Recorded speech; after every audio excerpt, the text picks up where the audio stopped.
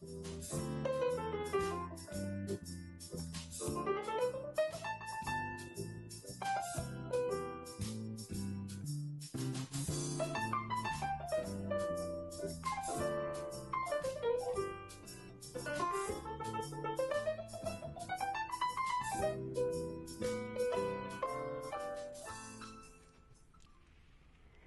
my name is Courtney Terry, and this is Arts Alive.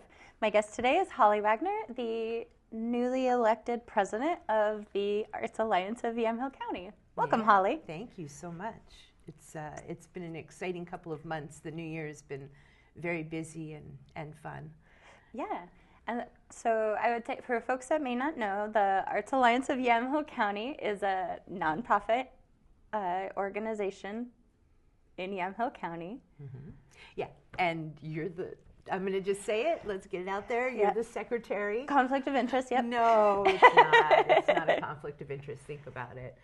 None of us get paid. All of this is our volunteer work. We are volunteer board members. And you were voted. You were elected, by a majority of the members. The Arts Alliance produces, the Arts Alliance of Yamhill County, which is also lovingly called AAYC, yes. Is a nonprofit organization that manages certain programs, and the programs that they manage are things that a lot of you are familiar with, being the Art Harvest Studio Tour, which is one of the longest running studio tours in the state of Oregon, the Paper Gardens Writing Contest, which is just closed this month, just closed their entries. Mm-hmm. Also the Terroir Writing Festival, which is an amazing event for people to go to and learn about writing and hear about writers' experiences and to cultivate their own creativity in writing. Mm-hmm. And then also Make Music McMinnville, which we brought on 2 years ago as a program. And that's an incredible, exciting Earth Day. Well, no, it's not Earth Day. It's Summer Solstice, right? Summer solstice. But there's things going on all the time from them, great fundraisers and lots of musical events and busking at the theater on 3rd Street. Yeah, right? The kids, Make Music as a whole.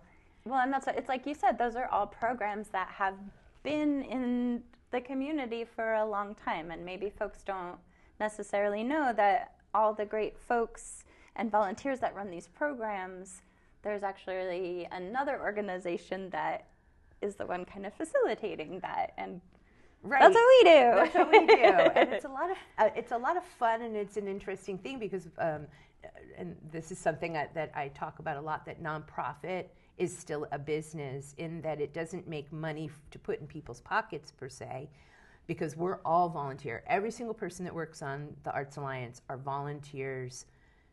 From the programs to the back office, but you still have to do your taxes, and you still have to have insurance, and you still need a website, and you still need right. data repository and contracts and and all of that kind of stuff. And so we help to keep all of that stuff together, and that actually keeps our overhead costs down as well. So we just had our annual membership meeting in February, the end of February, and that was an opportunity to meet the board and had a lot of members. We had over 35 artists and members were there. Some were members, some were interested in being members, and that was really exciting to meet new people. And we had an opportunity for all the programs to come up and speak on their programs and what the future holds for them, what they've done and where they're going. As well as we had the opportunity to talk and walk through so that people could understand what our finances are from an Arts Alliance perspective, and how we are very, very good from a nonprofit standpoint, because when you donate money to us, to the Arts Alliance General Fund and to the programs, the cost this last year was 7.2%, and that was because we did a big major bookkeeping project. Mm-hmm. But our average operating cost is 4.8. And that's really good because we're under the 5% mark. Now, for those who care or those who don't care, I'm just going to say it's good markings. Yeah. If you go look up ratings on nonprofits, the operating budget compared to what they invest in the programs. And that's the thing that matters, because the programs themselves are what are being delivered to the community. And so that's really great. I feel proud about that. I know our board feels proud about that. I wanted to talk a little bit about some new things that we have, like on our website as an example. On our website, we just added an artist opportunity link that has things that are like that give you an opportunity to go right to it and see what kind of opportunities are out there. For example, Recology, Arts Alliance has partnered with Recology to do an upcycle artist residency. So they are actually going to be sponsoring $1,000 a month. Wow. I know, that's really nice. For 2 artists. Wow. For 4 months. That's a great deal. And you get full access to their facilities, potentially even to create some of your art. And also you get full access to all of the things that are recycling to use for materials. So it's a really great program. That's right on that link, Artists Opportunities. And there's other things, like we partner with Linfield University. They have a writers program that they've got right now, a contest that's listed there. There actually is a need for a producer for a couple of shows with MCM, including this one. So if you're interested in producing a show, we are looking for someone for Arts Alive. So there's lots of really great things, and we're trying to keep up on it. If you hear of anything that you think artists need to know, that's to anyone, please send an email to info@aaycor.org. You can find it on the website. It's easier. And let us know, because it's a one-stop shop that you can go to. And also, speaking of one-stop shop, we are just launched our new calendar of events. And the calendar of events allows us to post not only arts AAYC's programs and events that are coming up, but we also want to encourage the community related to art. So if you have a training class, or you have a show at a gallery, or wherever it might be, art walks, we're open to including those. We want it to be a community arts calendar. I know there's been lots of requests for funding to do something like this in the past for Yamhill County. We are now able to start building it out and do it through the Arts Alliance. So that's very exciting. Okay, I'll pause there.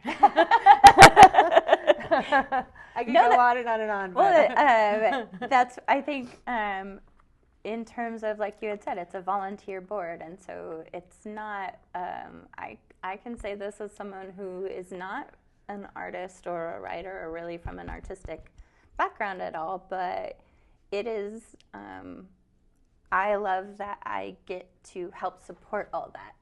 Because, you know, I'm not an artist, but there are so many talented artists out there in our community, and if by volunteering and participating with AAYC, that's a way that I can support artists. And I think especially in this community, we have just so many different opportunities. So a chance to just be able to go to one place and see all the different listings, and yeah, it's great.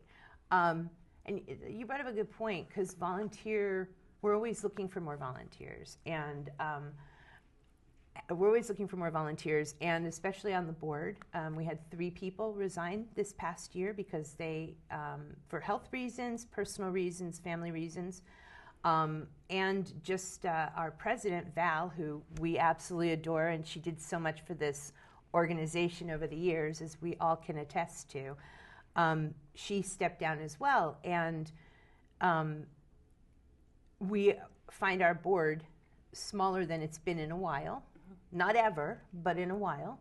And we are looking for more board members. And so it's, if anybody is interested, and so you brought up a good point, which is that you don't have to be an artist to support the arts. We actually have 4 of our board members. So 50% of our board members are not self-proclaimed artists. They come from the business world, right?